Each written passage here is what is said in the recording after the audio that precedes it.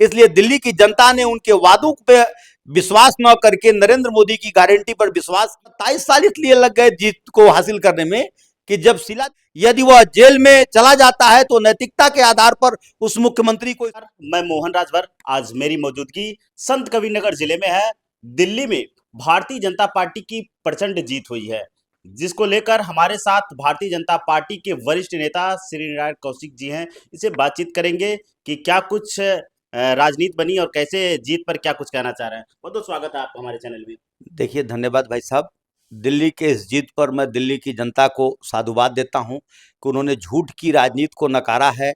उन्होंने नरेंद्र मोदी जी की गारंटी पे विश्वास किया है और देश को आगे बढ़ाने में जो है जिस तरीके का योगदान दिल्ली का है, उस योगदान में जो है अपनी महती भूमिका उन्होंने अदा किया है कि ताकि देश में जब डबल इंजन की सरकार होगी तो दिल्ली का विकास हो सकेगा।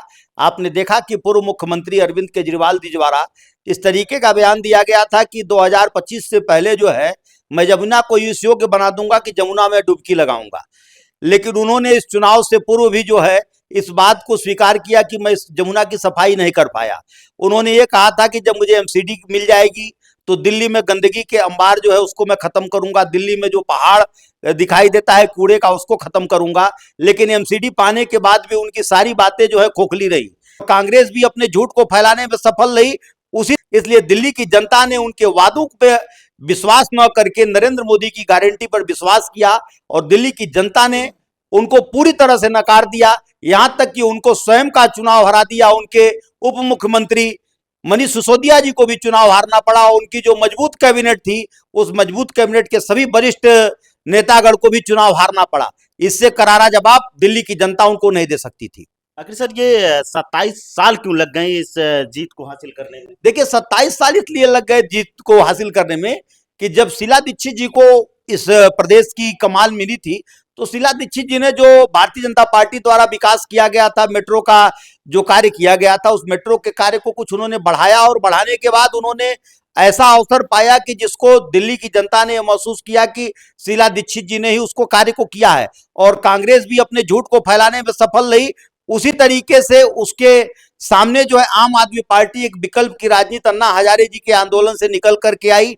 दिल्ली की जनता को यह विश्वास हुआ कि ये विकल्प की राजनीति दे पाएंगे और दिल्ली की जनता को एक स्वच्छ राजनीति का माहौल मिलेगा जिसमें हजारों हजार नौजवान अपनी नौकरियां छोड़ करके अपने घर परिवार को त्याग करके अरविंद केजरीवाल जी के साथ आए। लेकिन आज के डेट में वो सारे नौजवान जो है अपने को छला महसूस कर रहे हैं। चाहे उसमें कुमार विश्वास जी को ले लीजिए, चाहे योगेंद्र यादव जी को ले लीजिए, प्रशांत भूषण को ले लीजिए, शांति भूषण को ले लीजिए, ये सारे लोग जो है अरविंद केजरीवाल जी के सिद्धांतों से ठगे गए। क्योंकि इसका कारण था कि अरविंद केजरीवाल वह स्वयं की राजनीति पे विश्वास करते थे। उनको यह विश्वास था कि जो बिना मेरे जो है दिल्ली में किसी भी तरीके की राजनीति संभव नहीं है। लेकिन यह दुर्भाग्य का विषय है कि उनके द्वारा जिस तरीके का यह कृत्य किया गया वो काफी निंदनीय था। क्योंकि कोई भी मुख्यमंत्री यदि वह जेल में चला जाता है तो नैतिकता के आधार पर उस मुख्यमंत्री को इस्तीफा दे देना चाहिए था। लेकिन उन्होंने अरविंद केजरीवाल जी ने इस्तीफा भी नहीं दिया और बाद में उन्होंने जो है आशीष जी को यदि मुख्यमंत्री बनाया और इस चुनाव में उन्होंने स्वयं कहा कि चुनाव के बाद मैं स्वयं मुख्यमंत्री बनूंगा। जबकि दिल्ली की जनता को यह पता था कि कोर्ट ने उनको यह इस शर्त पर जमानत दिया है कि आप किसी भी तरीके के सचिवालय के किसी भी फाइलों पर कार्य नहीं करेंगे, किसी भी तरीके का आदेश नहीं पारित करेंगे। इसलिए दिल्ली की जनता ने उनको नकार दिया और भारतीय जनता पार्टी के द्वारा जिस तरीके की गारंटी दी गई, चाहे हमारी बहनों को 2500 रुपए देने की बात हो, चाहे पूर्व से चली आ रही अरविंद केजरीवाल जी की योजनाओं को लगातार लागू रखने की बात हो, चाहे यमुना को यमुना रिवर फ्रंट बनाने की बात हो, इन सभी मुद्दों पर जो है भारतीय जनता पार्टी ने दिल्ली की जनता के अंदर अपना विश्वास पैदा किया और दिल्ली की जनता ने उस विश्वास पर अपनी मोहर लगाई और भारतीय जनता पार्टी ने प्रचंड बहुमत से जीत हासिल करके यह साबित कर दिया कि देश में जो है अब झूठ की राजनीति नहीं चलेगी। दिल्ली में भी यदि विकास नहीं भारतीय जनता पार्टी करेगी तो आने वाले समय में भारतीय जनता पार्टी को भी इसके दुष्परिणाम भोगने पड़ सकते हैं। इसलिए मैं आप लोगों को आश्वस्त करता हूं कि भारतीय जनता पार्टी द्वारा दिल्ली के विकास में किसी भी तरीके का कोर कसर नहीं छोड़ा जाएगा और दिल्ली को जो है एक विकसित राजधानी के रूप में विकसित करने का कार्य भारतीय जनता पार्टी द्वारा किया जाएगा। आखिर केजरीवाल जो इतनी सारी योजनाएं चलाए उनको भी हार का सामना करना पड़ गया।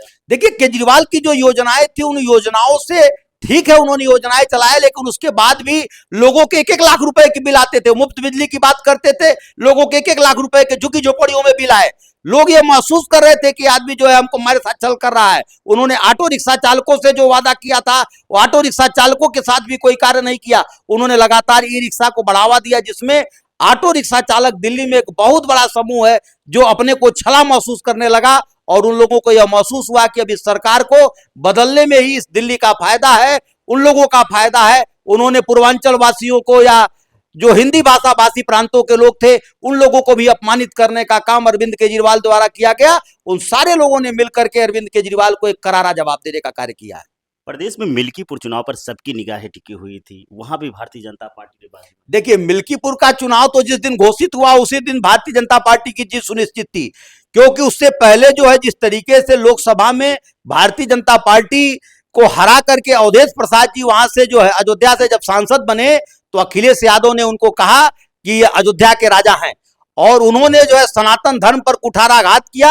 अयोध्या का राजा रामचंद्र जी थे, रामचंद्र जी है और रामचंद्र जी ही रहेंगे, और जब जब सनातन धर्म पे कुठाराघात किया जाएगा तब तब वहां की जनता जो है उनके ऊपर करारा जवाब देने का कार्य करेगी। और मैं मिल्कीपुर की जनता को साधुवाद देता हूं कि उन्होंने अखिलेश यादव जी को करारा जवाब देने का कार्य किया है। अखिलेश यादव और अवधेश प्रसाद के अहंकार को तोड़ने का कार्य किया है। अभी आपने देखा कि अखिलेश यादव लगातार नकारात्मक राजनीति कर रहे हैं, उनके लगातार ट्वीट को जब आप देखेंगे, अभी इतना बड़ा महाकुंभ हुआ, उस महाकुंभ पर जिस तरीके के अखिलेश यादव के ट्वीट आ रहे हैं वह उससे काफी निंदनीय है, क्योंकि उनको जो है ये सनातन संस्कृति से कुछ उनको लेना देना नहीं है।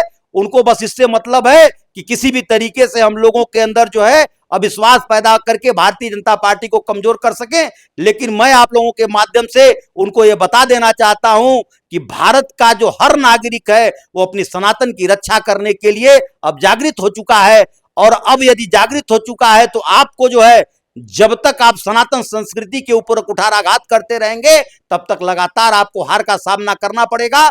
और इस देश में और प्रदेश में लगातार भारतीय जनता पार्टी की सरकारें आती रहेंगी, और आप यह सपना भूल जाइए कि 47 तक आपको कहीं जगह मिलने वाली है।